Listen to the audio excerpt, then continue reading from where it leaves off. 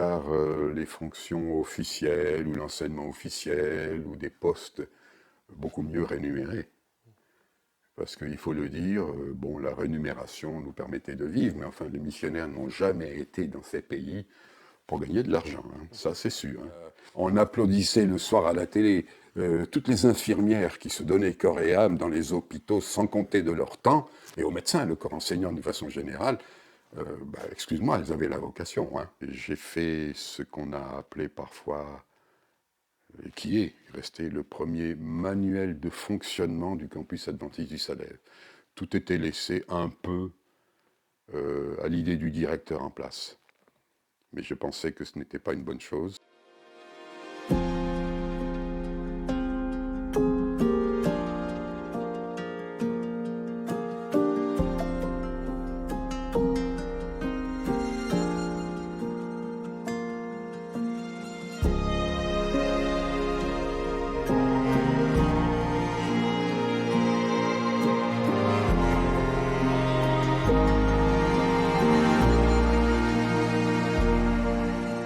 Bonjour Claude Villeneuve, Bonjour David. tu es donc aujourd'hui pasteur retraité Exact. et tu as servi l'Église en qualité de différentes fonctions, y compris en tant que missionnaire, et c'est la raison pour laquelle nous sommes ici aujourd'hui pour avoir cette expérience. Mais avant d'aborder cette partie missionnaire de ta vie, est-ce que tu peux te présenter, nous dire un petit peu d'où tu viens et comment tu as grandi, dans quel cadre tu as grandi, et qu'est-ce qui t'a marqué et permis de t'engager en tant que pasteur? Alors, pour être simple, je suis né à Madagascar en 1942 parce que mon père était missionnaire. Il y est arrivé en 1935 et il y est resté jusqu'en 1973. Donc il a fait ses 38 ans pendant lesquels nous, les trois enfants de la famille, sommes nés. Personnellement, j'ai fait mes études secondaires dans un lycée à Tananarive et à Majunga. Et j'ai fini mes cours secondaires ici à Collonges-sous-Salève, au séminaire adventiste, comme il s'appelait à l'époque. Et j'ai passé mon bac. Je me suis ensuite marié. Et tout de suite après, j'ai commencé mes études en théologie, ici à Collonges-sous-Salève, qui Et est pourquoi la aujourd'hui devenue théologie? la faculté de théologie adventiste. Hein. Mais à l'époque, c'était plus simple. C'était des études en 3 ans, ce que j'ai achevé. Et nous sommes partis tout de suite avec mon épouse Viviane euh, en pays de mission. Et à l'époque, c'était l'Algérie. Nous avons été à Alger. Voilà en ce qui concerne le premier poste que j'ai obtenu, mais ma carrière est longue, assez intéressante parce que très variée. Et pourquoi la théologie? Est-ce que c'était comme une évidence ou bien ça a été l'objet d'une réflexion, d'un choix entre plusieurs options? Je dois reconnaître honnêtement que je n'ai pas choisi de faire de la théologie par vocation.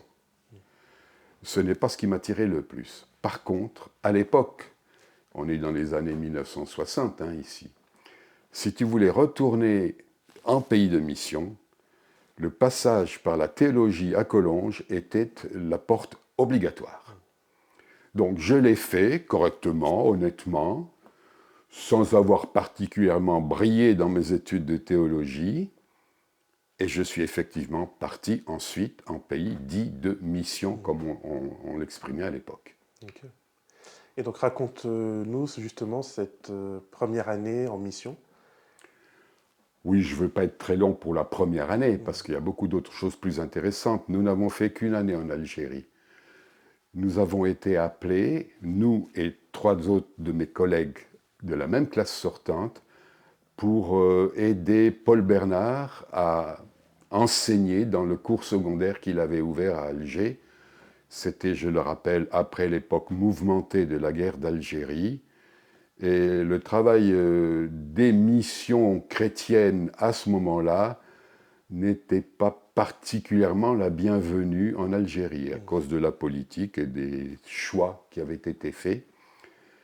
Nous avons donc été à l'école adventiste d'Alger, qui était reconnu, déclaré, mais qui était contrôlé très fortement par les inspecteurs de la police judiciaire qui ont débarqué un jour et qui ont découvert, constaté, enfin ils le savaient, c'est pour ça qu'ils sont venus voir, qu'on enseignait malheureusement un cours sur la vie de Jésus, complètement interdit, et l'école a été fermée. Donc nous n'avons pas fait une année scolaire à Alger, et l'école était fermée. Première expérience avec l'intolérance, il faut le dire, des pays islamistes. Hein. Voilà, la première année. Et du coup, à partir de là, qu'est-ce qui se passe pour toi? Alors à partir de là, bien, la division qui gérait tout le mouvement des missionnaires a essayé de nous replacer, mais ce n'était pas facile. Toute l'année scolaire était en cours et partout les postes étaient déjà occupés et les budgets n'étaient pas libres. Donc par conséquent, il a fallu attendre la fin de l'année scolaire, puisque c'était en avril que l'école a été fermée, et ils nous ont affectés dans différents endroits. Avec un de mes collègues, Claude Sabot, et nous avons été affectés à Madagascar. Et Ernst Pala, un autre de mes collègues qui était aussi sortant de Collonges, a été affecté en Casamance. Et un troisième, c'est même un quatrième, a été effectivement affecté aussi à Madagascar, mais au sud. Okay. Donc pour toi, c'est en quelque sorte un retour aux sources. Pour moi, c'est un retour aux sources, absolument, oui. Et à partir de là, du coup, tu es donc toujours missionnaire à Madagascar. Quelles sont tes fonctions? Alors, j'ai été missionnaire, oui, jusqu'en 1984, en fait, hein, ou presque. Alors, mes fonctions ont toujours été, non pas pastorales, mais dans l'éducation. J'ai toujours été partout où j'ai été, sauf la première année à Alger, j'ai toujours été directeur des établissements où on m'avait affecté. Et quand je suis arrivé ou retourné à Madagascar, j'étais dans le nord de l'île, dans un village qui était situé à 6 km d'une préfecture, à Befandjian, à nord, et le petit village s'appelait Ankazambe. Et j'ai exercé là 3 ans en tant que directeur du collège adventiste d'Ankazambe, qui préparait les étudiants donc du primaire jusqu'au brevet d'études élémentaires. Voilà. Quels sont tes meilleurs souvenirs de ces époques-là? En tout cas, celles que j'ai de Madagascar sont très nombreuses, puisque je retournais finalement dans mon pays d'adoption, pratiquement, puisque j'y étais né auparavant.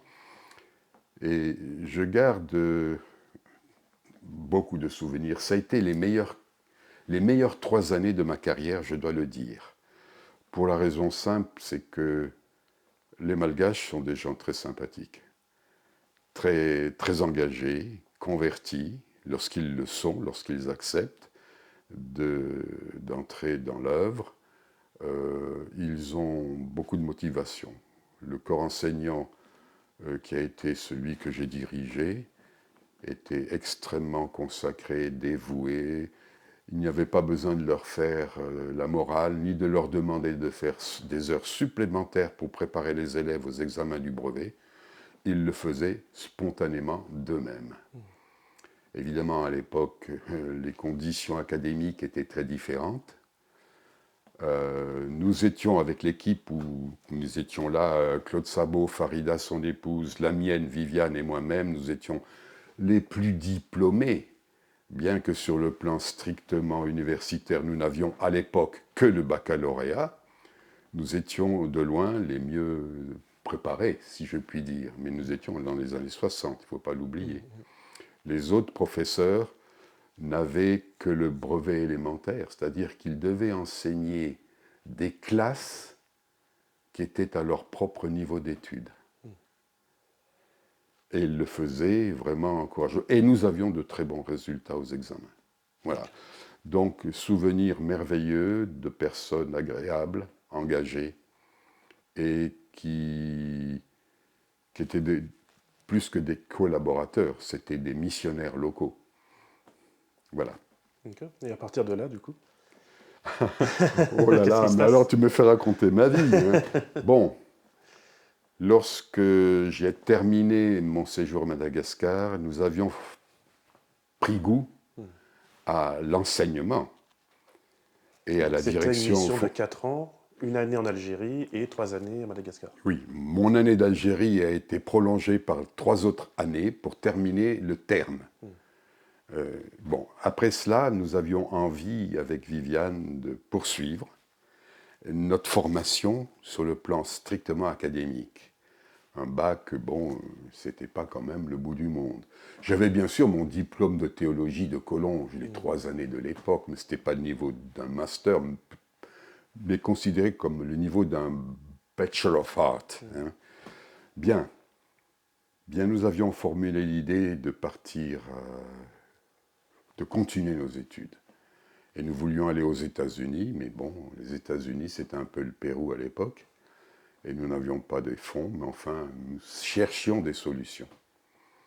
Et la solution est tombée du ciel, parce que la division, contre toute attente, m'a accordé à moi une bourse d'une année pour aller à Andrews University. C'est ce que nous avons fait. Et en faisant l'addition des cours que j'avais suivis à Collonges, du certificat de psychologie générale que j'avais fait pendant mon année à Alger, avec l'université d'Alger, eh bien, j'ai été accepté au programme de master à Andrews University et je l'ai terminé en une année. Donc, en rajoutant les bouts, et j'avais fait aussi en France ce qu'on appelle à l'époque propédeutique. Il ne suffisait pas d'avoir son bac à l'époque pour entrer à l'université en France. Il fallait faire encore une année préparatoire, qu'on appelait à l'époque l'année propédeutique. Alors tous ces bouts de cours m'ont permis d'être accepté directement au programme du master à Andrews University. Et quel sujet as-tu étudié là-bas? Alors, pas du tout la théologie, mais j'ai pris comme option les sciences de l'éducation avec ce qu'ils appelaient des cours majeurs et des cours mineurs. Ils appelaient ça comme ça. Et le cours majeur, c'était la psychopédagogie, en quelque sorte, psychologie de l'éducation. Et les cours mineurs, ça a été administration et gestion des systèmes scolaires. D'accord. Alors, plusieurs cours se sont succédés à partir de là, quoi, et puis que j'ai complété beaucoup plus tard.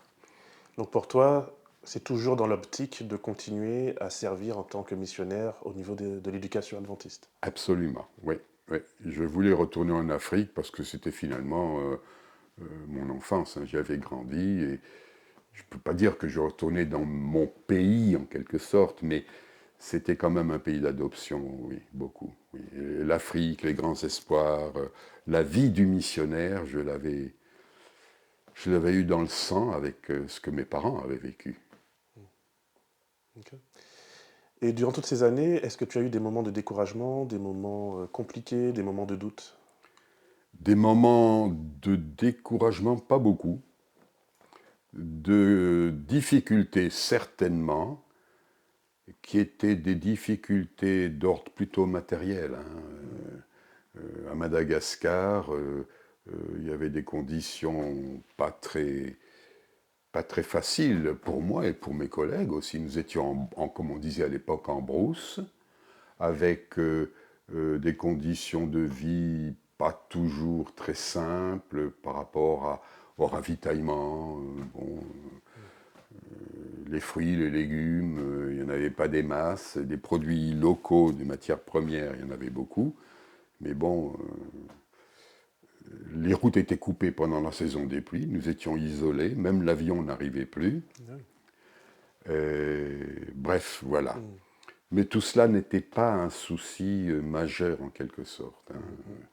Mais il ne fallait pas avoir une panne de voiture, il n'y avait pas de mécanicien. Hein. J'ai été obligé de le faire moi-même, de m'y mettre. Hein. Voilà, le bricolage est venu de là. Hein. Si tu voulais quelque chose, bah, il fallait que tu te le fasses ou que tu le crées. Il y avait des maçons, il y avait des charpentiers locaux, etc. Mais dès que ça sortait un peu des corps un peu plus spécialisés ou techniques, c'était plus difficile à trouver. Okay. Ça existait, mais plus difficile à trouver. Voilà, et nous vivions en communauté avec le corps enseignant, le personnel, les étudiants.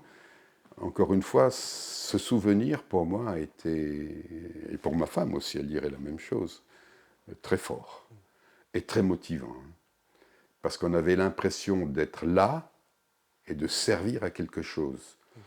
Parce que s'il n'y avait rien pour nous, il n'y avait rien pour eux. Mais nous étions l'école de toute la région finalement. Et ça venait de 6 km de tous les environs pour venir dans cette école. On avait plus de 500 élèves, un internat de 150 km, et beaucoup de nos étudiants venaient de l'est de Madagascar, dans la région d'Andap. Ils traversaient de l'est à l'ouest la forêt à pied pour venir chaque année scolaire, à peu près à 250 km de là, de chez eux, pour venir étudier dans cette école qui était la seule école chrétienne du nord de Madagascar. Okay. Mais j'entends école adventiste, parce que les écoles catholiques, des écoles protestantes, il y en avait bien avant l'arrivée des missionnaires adventistes. D'accord. Et donc après cette année de master à Andrews, quelle a été la suite de ton parcours? Alors, je ne veux pas tout raconter, mais j'ai reçu plusieurs appels. Et celui auquel j'ai répondu, c'était un appel du Cameroun. Et nous avons débarqué au Cameroun à la fin de mes études pour un séjour de 8 ans, 9 ans au Cameroun. Ça, c'était très différent. J'ai changé de pays, j'ai changé de population, j'ai changé de régime politique, puisque Madagascar a été une colonie française, le Cameroun n'a jamais été qu'un protectorat. Et les conditions de travail n'étaient pas tellement différentes de celles que j'avais rencontrées à Madagascar. Mais c'était quand même beaucoup moins isolé. Nous étions dans une préfecture. Là où nous avons été affectés, les routes étaient goudronnées, il y avait l'alimentation, etc. Il y avait un médecin camerounais, mais il était médecin. Voilà, bon, enfin, on ne s'est jamais plaint de ces conditions-là. Par contre, nous avions affaire à des populations très différentes. Aussi à beaucoup d'ethnies différentes. Le Cameroun, il y a je ne sais pas combien d'ethnies différentes qui parlent des langues complètement différentes. Contrairement à Madagascar où le malgache a des dialectes, là c'était carrément des ethnies différentes. Quand nous faisions des assemblées régionales dans le nord Cameroun, il fallait faire 5 traductions. Okay. Parce que dans les 60 ou 100 km autour du lieu des conférences, il y avait des groupes qui ne parlaient pas la même dialecte. Voilà. Bon, enfin, c'est un petit détail. Donc nous étions là et j'ai continué à fonctionner comme directeur d'école. Ça ne changeait pas beaucoup. C'était un collège d'enseignement général qui préparait au brevet élémentaire. Toutes ces anciennes colonies françaises, en quelque sorte, ou protectorats français, avaient purement et simplement adopté le schéma académique français. Voilà. Quels sont les défis qu'un directeur rencontre lorsqu'il est en mission comme ça? Alors, le défi que nous avions rencontré aussi bien à Madagascar qu'au Cameroun, c'est de trouver du personnel compétent, puisque j'étais dans une école. Le Cameroun était plus exigeant qu'à Madagascar. J'avais mon baccalauréat, j'avais plus que mon baccalauréat, puisque j'avais la maîtrise à ce moment-là. Et Viviane avait une formation de secrétariat qui a été très utile. C'est elle qui gérait la comptabilité. Et le défi, c'était de trouver du personnel compétent et avec une vocation très forte. J'en ai rencontré beaucoup, mais il y a eu beaucoup plus de mouvements parmi le personnel enseignant au Cameroun qu'il y en a eu à Madagascar, à l'époque. Les gens venaient, restaient quelques années, mais ils étaient beaucoup plus attirés par les fonctions officielles ou l'enseignement officiel ou des postes beaucoup mieux rémunérés. Parce qu'il faut le dire, bon, la rémunération nous permettait de vivre, mais enfin, les missionnaires n'ont jamais été dans ces pays pour gagner de l'argent, hein. Ça c'est sûr, hein. Comme ici d'ailleurs en Europe, hein. L'Église, d'une façon globale, n'avait pas beaucoup de fonds et ils envoyaient les missionnaires au fur et à mesure qu'ils avaient les budgets nécessaires. Bon, sinon nous avons rencontré les mêmes ferveurs, les mêmes joies, les mêmes petits problèmes. Alors ça c'est pour la petite histoire. Pendant toutes ces années, nous ne parlions ni le malgache, pas moi en tout cas. Mon père le parlait couramment, mais moi. Nous ne parlions pas non plus le boulou, qui était la langue locale où nous étions là au Cameroun. Mais nous avons chaque sabbat régulièrement chanté de tout cœur des cantiques sur des paroles dont nous avions appris la phonétique, mais dont nous ne comprenions absolument pas le contenu. Alors bon, ça les gens ne faisaient pas attention parce qu'on chantait comme eux, alors ils pensaient qu'on partageait les mêmes messages, mais en fait on ne comprenait rien de ce qu'on chantait. Bon, c'est une petite chose, mais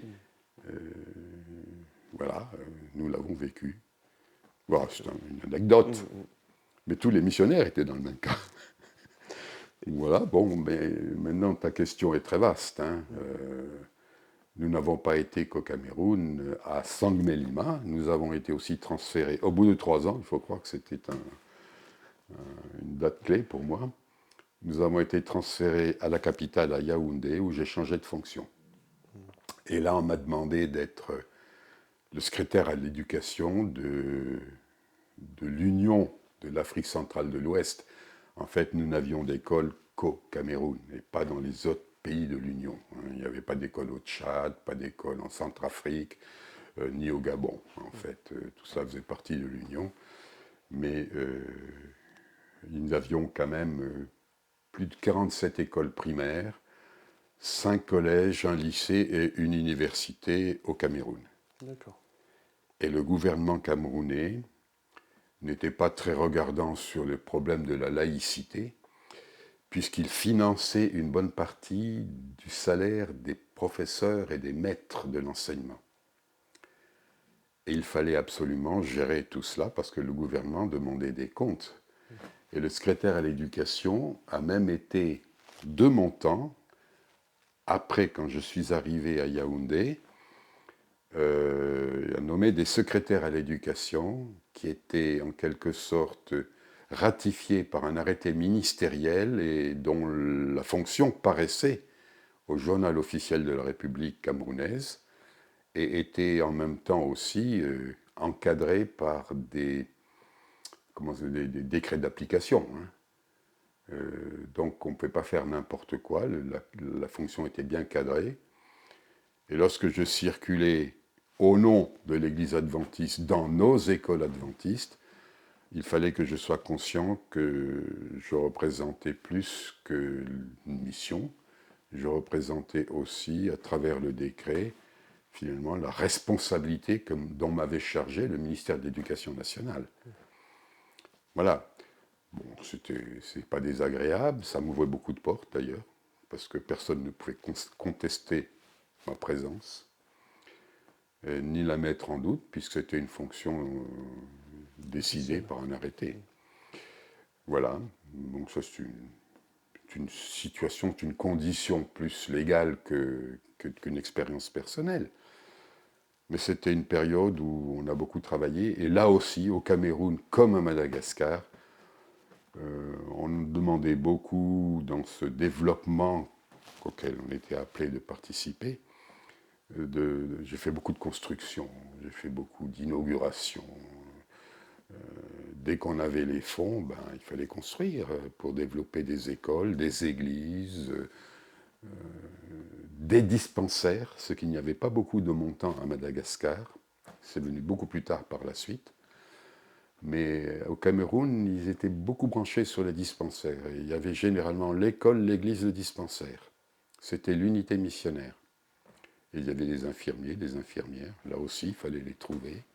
Beaucoup d'infirmières médicales expatriés, parce qu'on n'avait pas encore eu la possibilité de former des Camerounais. Ce n'est plus le cas aujourd'hui. Bref, c'était très varié, donc il fallait savoir aussi faire un peu beaucoup de choses, quoi. Ouais. Ok. Donc intéressant en quelque sorte. Mais il ne fallait pas être trop intellectuel, hein, il fallait être très manuel aussi. Voilà, donc c'est ce que j'ai fait pendant toutes les années où nous avons été au Cameroun. Donc 9 ans au total. Oui, oh alors attends, de 73 à 84. Ok. Non, pas à 84, à 81. 81. De 73 à 81, nous avons été au Cameroun. Oui. Et par la suite, qu'est-ce qui se passe pour vous? Est-ce que c'est Tu me fais raconter ma vie, là. c'est l'idée? Mais c'est une vie intéressante, hein. Moi, je ne me plains pas. C'est une bénédiction d'avoir vécu tout ce que nous avons vécu, hein. Euh, quand nous avons quitté le Cameroun, nous avions décidé avec Viviane de repartir aux États-Unis. Mais pas du tout avec l'idée d'y rester. Ça ne nous intéressait pas beaucoup. Pour des études ou pour une expérience Nous avions fait professionnelle? un master. J'avais fait un peu plus que le master. Je ne veux pas revenir sur le détail. Parce que nous sommes restés la première fois, non pas 1 an, mais 2 ans aux États-Unis. Et j'avais déjà mis le pied dans la préparation d'un doctorat. Et 10 ans après, nous y sommes retournés pour le terminer. Mais nous n'étions plus boursiers. Et nous avons vécu ainsi presque 3 ans entièrement à nos frais. Je dis presque entièrement à nos frais, parce qu'au mois d'avril 1984, j'étais en phase finale de mon doctorat, j'étais en train de préparer ma thèse, de finaliser la recherche que j'avais faite, qui est une recherche technique, hein, donc statistique que j'avais fait. J'ai reçu un appel de la division, du comité directeur du campus adventiste du Salève, qui s'appelait à l'époque encore Séminaire adventiste du Salève, pour venir à Collonges comme directeur général. C'était en avril, je l'ai accepté et nous y sommes arrivés en novembre 84 lorsque j'avais défendu ma thèse. Voilà. Ok. C'est un changement assez conséquent, je suppose, de passer de la Ah, gestion d'un établissement bien sûr. en J'ai mission connu et beaucoup ici. de changements dans ma vie, hein. J'ai vécu dans des pays différents, dans des contrées différentes, dans des cultures différentes. Culture américaine, c'en est une en soi, hein. Là aussi, ça a été une expérience, je ne veux pas en parler parce que tout le monde sait ça. Mais lorsque je suis arrivé en France, c'est la première fois que je travaillais en Europe, en fait. Toute mon expérience était africaine. Mais j'avais un doctorat en sciences de l'éducation, ce qui m'a permis de m'adapter assez rapidement aux conditions françaises. Mais j'ai dû beaucoup travailler quand je suis arrivé pour me mettre au fait de toute la législation éducative de l'éducation nationale en France, hein. Parce que je suis dans une école française. Donc il fallait absolument que je sois au courant de la façon, de ce qu'on attendait d'une école française. C'était des écoles privées à l'époque, il n'y avait pas de contrat à l'époque. En tout cas, il n'était pas encore fait à Collonges, hein, c'est venu beaucoup plus tard. C'est Jean-Philippe Lehmann qui a apporté les contrats avec l'État. Donc tout cet environnement législatif et social finalement, hein, il a fallu que je le réapprenne, que je m'y mette un peu. Je n'étais pas complètement étranger, parce que c'était quand même mon pays. Enfin, en fait, j'étais suisse à l'époque, et je suis devenu français par la suite, justement pour pouvoir répondre à des exigences de la législation française. D'accord. Les gens ne le savent pas, mais depuis Napoléon, et ça n'a pas beaucoup changé depuis, on ne peut pas être directeur d'un lycée en France, même privé, si on n'a pas la nationalité française. Voilà. Ah bah. Bon à savoir. Et du coup, en termes de vécu, tu as parlé aussi du vécu social, même s'il y avait forcément une culture proche. Ici, Ici, oui, quand tu es arrivé, quand tu es rentré donc, pour être directeur à Collonges. oh, je ne veux pas Mais parler de mon expérience à Collonges. J'y suis resté longtemps. En fait, ça a été la plus longue partie de ma carrière.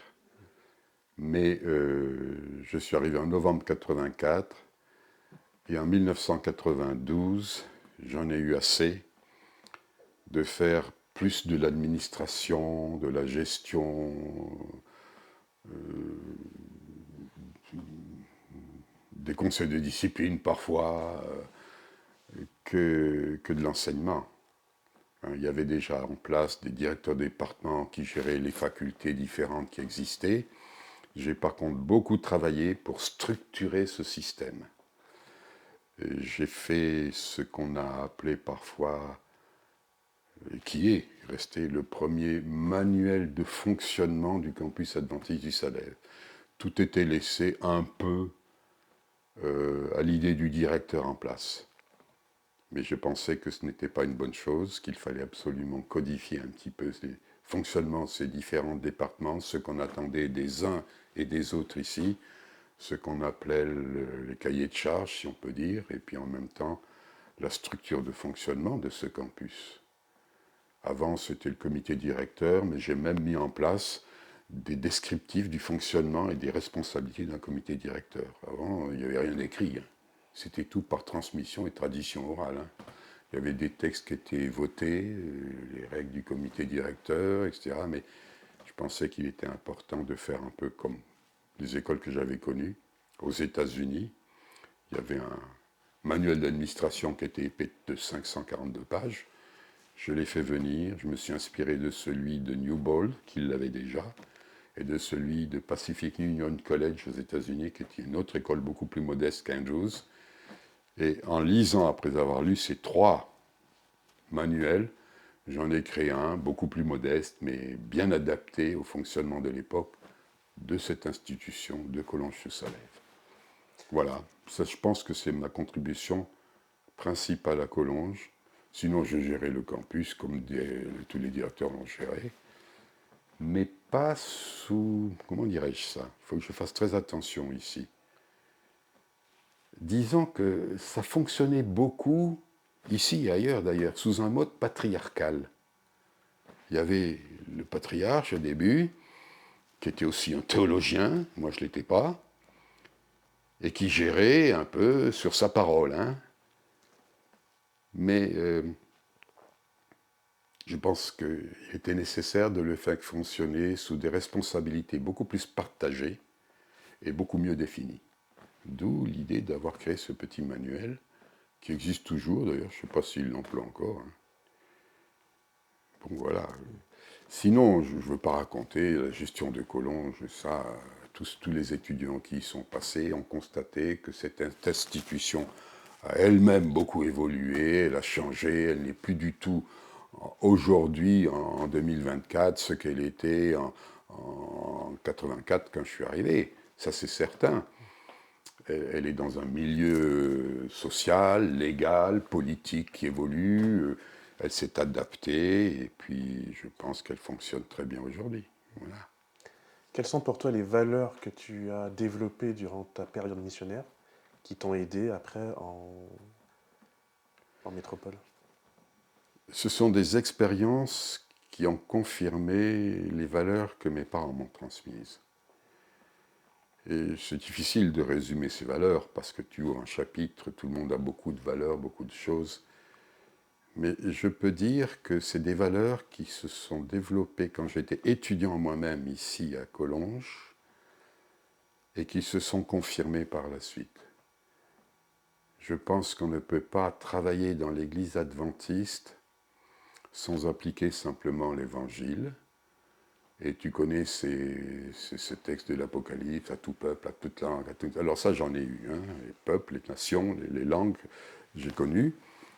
Mais derrière cela, il y a aussi toute l'adaptation qui doit se faire à chaque fois que tu débarques quelque part. Et je pense que pour s'adapter le mieux, il ne faut pas s'enfermer sur soi-même, mais s'ouvrir aux autres.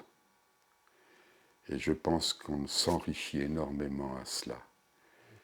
Et s'ouvrir aux autres ne veut pas dire faire n'importe quoi selon ce que les autres, l'influence des autres. Ce n'étaient pas des influenceurs en quelque sorte. Je ne crois pas au rôle des influenceurs. Ce sont des perturbateurs plus qu'autre chose. mais je crois qu'un raisonnement fondé sur des valeurs qui sont celles tout simplement du christianisme, qui nous enseigne à partager avec les autres et à considérer les autres dans leur dignité et tout ce qui vient derrière et avec, me paraît très important, et à faire confiance aussi aux compétences des autres. Voilà. On m'a peut-être reproché de ne pas trop me mêler des uns et des autres quand j'étais à Collonges, peut-être de m'enfermer dans mon bureau, mais j'y travaillais beaucoup. Mais je faisais confiance aux chefs de département qui étaient en place. Hein. J'ai dit, ils sont nommés pour ça, c'est eux qui font le boulot, c'est pas moi. Voilà, c'est aussi une valeur, la façon dont on comprend l'organisation et la répartition des tâches et du travail. Jésus a fait la même chose, il a confié à ses disciples des tâches spécifiques quand même à faire. Hein. C'est vrai qu'elles étaient plutôt spirituelles, moi elles étaient plutôt techniques en tant que directeur académique d'institution scolaire, mais finalement c'est l'ordre de l'organisation. Voilà, enfin, je pourrais en parler beaucoup. Les valeurs, bon, c'est ma thèse de doctorat. Transmission des valeurs religieuses. Et moi, je me suis limité aux valeurs religieuses. Mais enfin, voilà, quoi, je ne veux pas rentrer là-dedans. Quel conseil aurais-tu pour une personne qui aujourd'hui réfléchit justement à son engagement, à comment s'engager pour l'Église, pour la mission, pour donner du sens à sa vie? Quels seraient les conseils que tu pourrais donner à cette personne? Ben, c'est la dernière partie de ta question. Il faut que la personne qui le fait y trouve un sens. Et le sens, c'est une valeur en soi. Travailler en donnant des coups de bâton dans l'eau, c'est pas très motivant. Ou sans se poser la question, est-ce que ça sert à quelque chose? Oui, ça sert. On n'en voit pas toujours les résultats, ou pas tout de suite.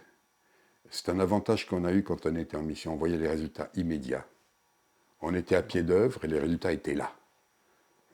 Quand tu es dans l'enseignement, oui, tu vois les résultats aux examens. C'est la joie des professeurs, des directeurs.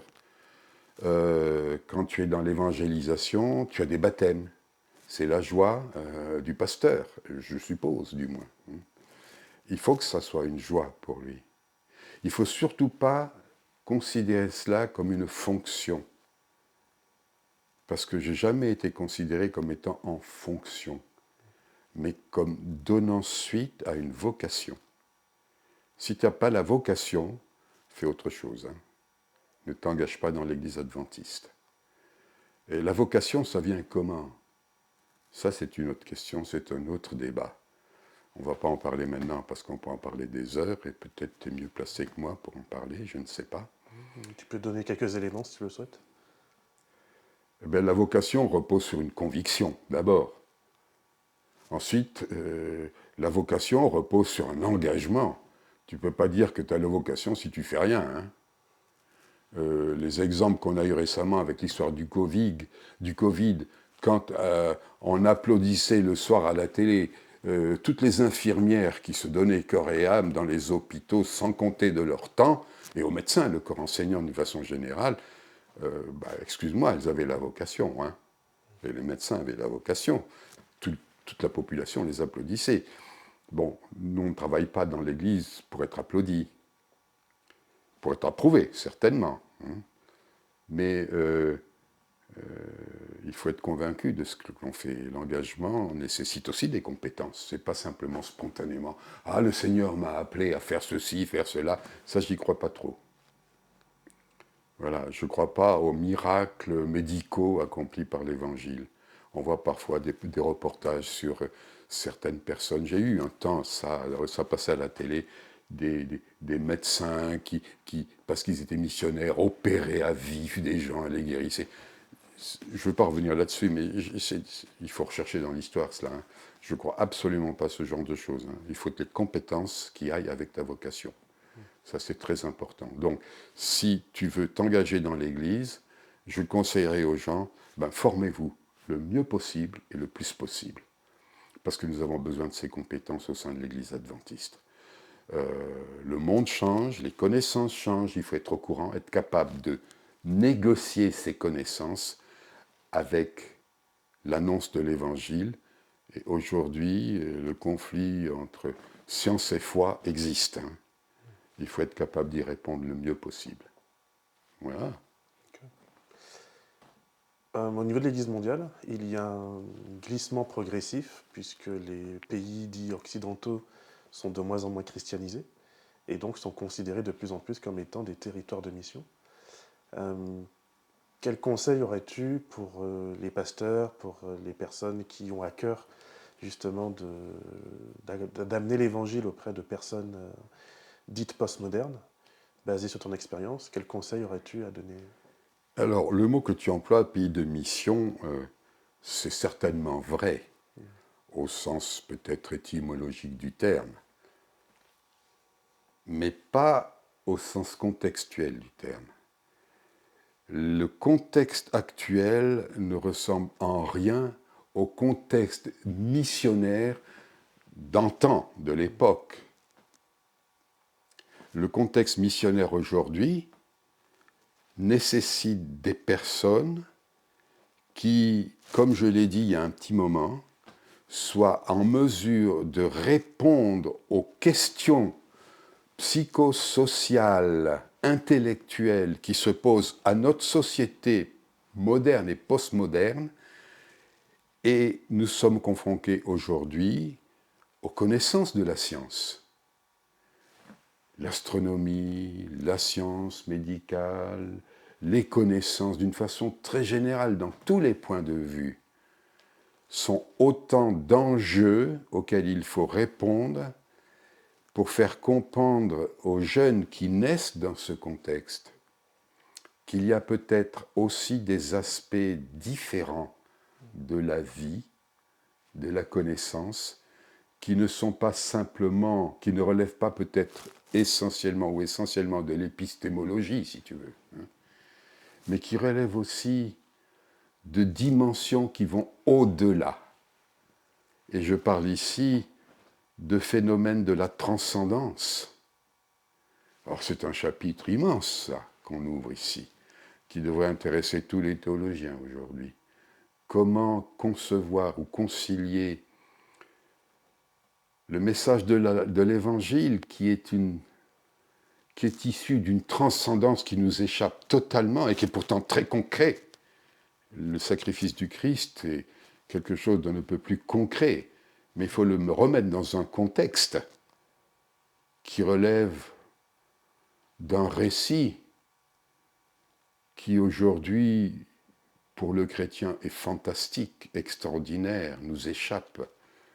Mais pour le commun des mortels, c'est des histoires à dormir debout. Tu vois, parce qu'ils ne croient plus en Dieu. Et comment faire croire en Dieu à des gens qui vivent dans une société où de plus en plus, ou de moins en moins, on croit en Dieu? Faut-il présenter Dieu sous un autre angle que celui qu'on a traditionnellement l'habitude de présenter? Faut-il être plus philosophique? Le rattacher davantage à... Je ne sais pas, je n'ai pas la réponse nécessairement. Mais ça nécessite beaucoup de connaissances. Des personnes capables de faire instantanément le lien entre connaissance, culture, transcendance, histoire du christianisme et histoire terrestre, si tu veux, hein, et d'instantanément faire le lien avec toutes les concurrences du christianisme, l'islam, toutes les religions asiatiques, bouddhisme, shintoïsme et tout le reste, hein, et pas seulement à l'athéisme, parce qu'il y a beaucoup d'autres personnes qui croient, mais en quoi? Les athées croient en la science, peut-être, même s'ils n'en connaissent rien.